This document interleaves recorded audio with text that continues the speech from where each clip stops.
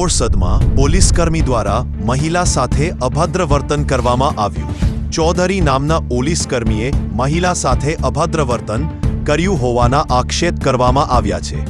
Police હોવાનું કહેનાર વ્યક્તિએ દારૂનો નશો કર્યો હોવાનું મહિલાએ જણાવ્યું હતું અને તેની સાથે અન્ય 2 વ્યક્તિઓ પણ હતા। જુઓ સમગ્ર ઘટના બાબતે મહિલાએ શું કહ્યું।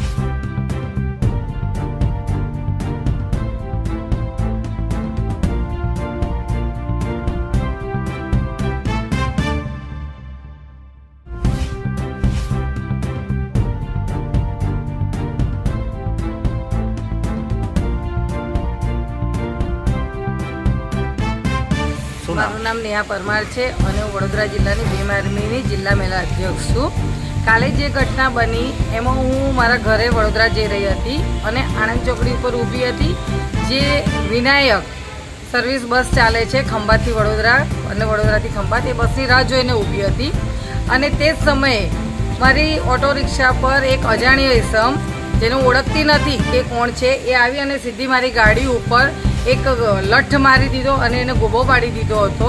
જ્યારે મેં એ વ્યક્તિને પૂછ્યું કે ભાઈ તમે છો કોણ, તમે લઠ કેમ મારી, તો કે જે ગાડી રિટર્ન કરવાની છે અને મારી જોડે જે મારા ભાઈઓ હતા એમને કે ઉતરી જાઓ, ગાડી રિટર્ન કરવાની છે। ફોન લગાડ્યો, હવે કોને લગાડ્યો તો ખબર નથી કારણ કે 15-20 મિનિટ થઈ ત્યાં કોઈ આવ્યું ન હતું અને મેં અવારનવાર પૂછ્યું કે તમે લઠ મારી કયા હિસાબથી, શું કામ મારી, તમે છો કોણ। અને એ વ્યક્તિ પીધેલો હતો પણ મને કોઈ સીધો જવાબ નહોતો આપતા। પછી મને કીધું કે હું ડિસ્ટર્બમાં છું એવું મને જાણ કરી।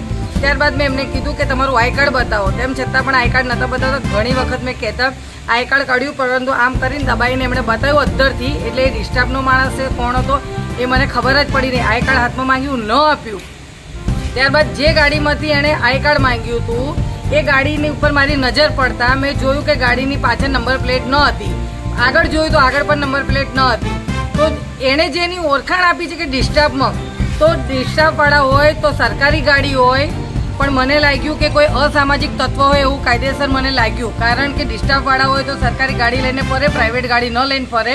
અને અધિકારી હોય તો એમને ખબર હોવી જોઈએ કાયદો કે નંબર પ્લેટ વગરની ગાડી લઈને ન ફરાય અમારાથી, પરંતુ એ કાલે નંબર પ્લેટ વગરની ગાડી લઈને ફરતા હતા અને ખોટી રીતના મારી ગાડીને રિટર્ન કરવાની વાત કરીને લટ મારેલું।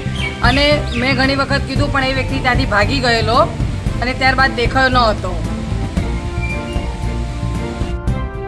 ગુજરાતી સમાચાર અને જાણી સ્ટોરી જોવા માટે સબસ્ક્રાઇબ કરો RTV ન્યૂઝ અને રહો સતત અપડેટ।